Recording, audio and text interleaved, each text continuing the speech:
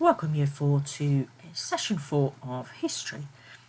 Today we are going to be looking at different sources of evidence and how those pieces of evidence can be used to build our knowledge of history. We need to think about where this evidence has come from, when it has been acquired, and who has given us that source of evidence. And we need to look at it and make a judgment of whether they are looking in a positive view towards the Vikings or looking in a negative view of the Vikings. And everyone has a different view. So this picture we've seen before. This is our stereotypical Viking. And we can look at this in more detail today and build our knowledge of the Vikings. We've looked at Viking ships before. We've looked at warships and trading ships and looked at Nors and Nars, and actually we found more Nors and Nars than we have Viking longships, warships. But the perception we have is that Vikings are vicious and they are invaders and they are here to pillage and steal all our treasure. We have other forms of evidence that we've used through history to develop this evidence, and this is the written evidence. Written evidence, we need to think about who wrote it and when it was written, okay, and what perspective they have on Vikings. So we need to have a very balanced look at whether we can take this as true or not. So we're going to work in on our basis of what we know. We're going to look back at this picture of our Viking. We've talked about how this Viking might be dressed. He looks as if he's going into battle. He's got his helmet and his axe and his shield. We know that there are other Vikings, or we believe there are other Vikings in the background. We believe there's smoke. Maybe an invading troop of Vikings have come in and they are in the middle of invading a local village. We need to think a bit more. Maybe on the next slide we'll reveal more of this picture and we can see what actually is going on. So here we see the whole picture, and it gives us much more evidence that the Vikings have arrived on the beach and they have come in. There are Vikings going the opposite way, so they are leaving now. We have our fire in the background. We can see that they've burnt things down. If we look really closely in the middle, okay, it looks like that there's a cross. We have a Viking over here standing with a big box. He might be on his way back to the ship with treasure. We have our major Viking who looks very, very powerful and dominant. This Scandinavian blonde hair and blonde beard, very tall, very powerful. Okay, we have another Viking here as well. Again, as we guessed, we didn't realise there was a gentleman kneeling in front. Very differently dressed. He's got a brown gown on, very simple clothing, or a robe. Okay? He's got no weapons. His head is looking at the ground. He looks like he's pleading for his life. He's praying. He's got his hand outstretched, pleading to this Viking. Okay? This gentleman is called a monk. So he is a Christian man. Okay? He doesn't believe in fighting. He has no weapons. From the video that we're going to watch, we learn a lot more about his life and what he does. Okay? We know that from evidence we've already looked at, that the Vikings were known for raiding and targeting monasteries. The one very famous one is at Lindisfarne, which is off the Northumbrian coast, east coast of England. And monks later wrote about these accounts, which gives us one of our perspectives on what Vikings were like. We're going to watch a BBC bite-sized video, and the links will be on the Google Drive in case the sound isn't great.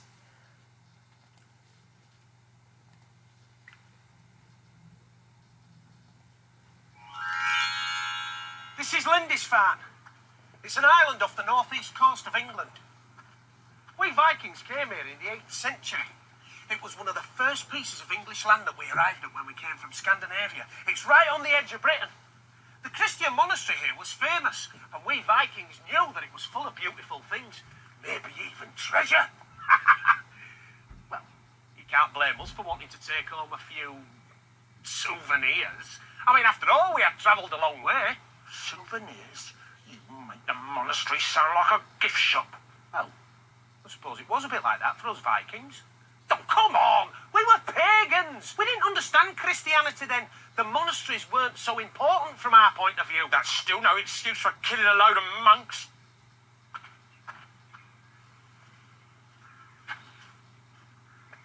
There's no doubt about it. You Vikings were a load of bullies. You were very destructive and you did a lot of damage, especially round here. By the hammer of Thor! I'll make you hold your tongue. By the sword of Odin! What are you doing? Stop mucking about. Well, as you think us Vikings are nothing more than bullies and fighters, I thought I'd live up to my reputation. Well, I didn't mean that you were like that. I was only joking. Ha! So was I. But you shouldn't have said all those nasty things about us Vikings. We weren't all the same, you know. There were good Vikings and bad Vikings, just like there were good and bad Saxons. Anyway, what's so important about the monastery? I don't know. Press buttons on your gadget thing and find out. Well, that's exactly what I was just about to do.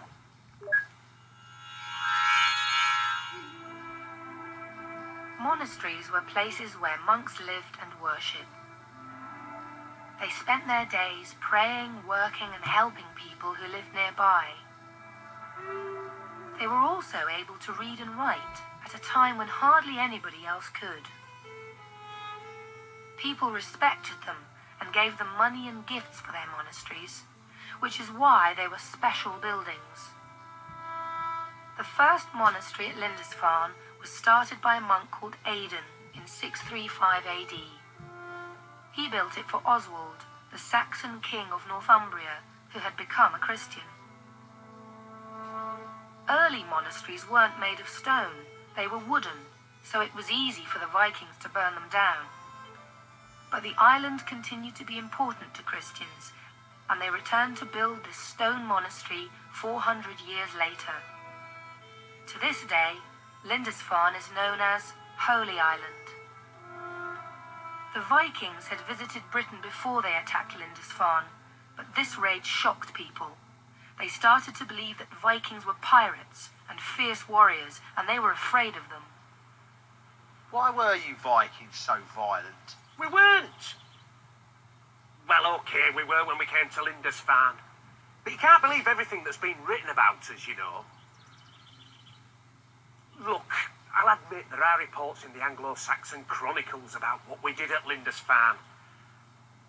It says here that the terrified people of Northumbria saw omens like whirlwinds and lightning, and dragons in the sky, and a storm breaking out just as us Vikings arrived.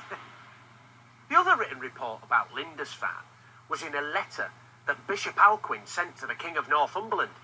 The bishop saw the destruction at Lindisfarne as a message from God because there were still too many pagans living in England.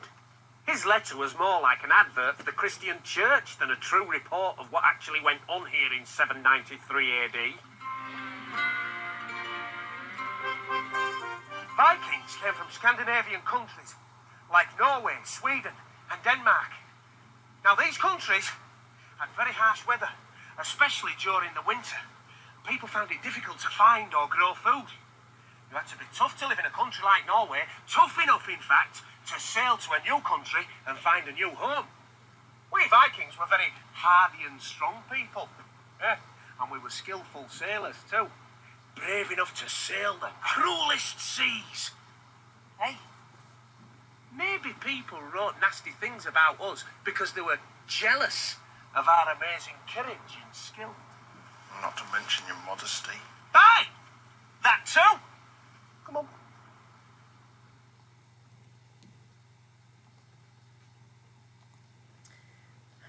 Okay, welcome back. So, we've seen lots of different perspectives of Vikings in that video. Here are 3 examples of pictures depicting the Vikings. Again, still depicting our Vikings as vicious, invaders. The first one with their swords drawn, leading up a hill. The second one of a Viking invading into a monastery, chasing a poor defenceless monk, okay, as they all come up from the beach. And the third one, on board a Viking longship with their weapons drawn, ready to attack. As we move through, we're going to look at some written evidence. So here we have two accounts of written evidence. The first one, in the year 793, terrible and amazing things happened which terrified the English nation. Horrible lightning storms and dragons were seen in the air. Fiery flashes darted this way and that. These signs meant that there was to be great famine, and horrendous and indescribable murder of many people took place after this. And this is a simplified version of the Anglo-Saxon Chronicles mentioned in the video. And this was written in 1050.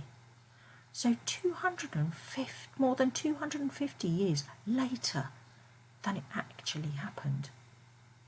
We also have a text on this side, and it says in the same year, 793, the pagans from the north came with their ships to Britain like stinging hornets and spread out on all sides like frightening wolves. They robbed, tore and killed not only beasts of burden, sheep and oxen, but even priests and deacons and groups of monks and nuns. And they came to the church at Lindisfarne, laid everything waste with their dreadful plundering, trampled all over the holy places, bringing pollution to the place. They dug up altars and seized all treasures of the holy church. They killed some of the brothers and took away some in chains. Many they drove out naked and bombarded with insults, and some they drowned in the sea. And written by Simeon of Durham after 1100. So again, 300 years later. I'm going to stop the video now for you to have a look at the text and have a look at those three questions, okay? I'm going to make a different video, so if you'd like to go on to video 2, and we can talk about this together and go on to the activity for today. So, thank you for watching this first part, and if you can you change over to the second video? See you in a minute. Thank you. Bye.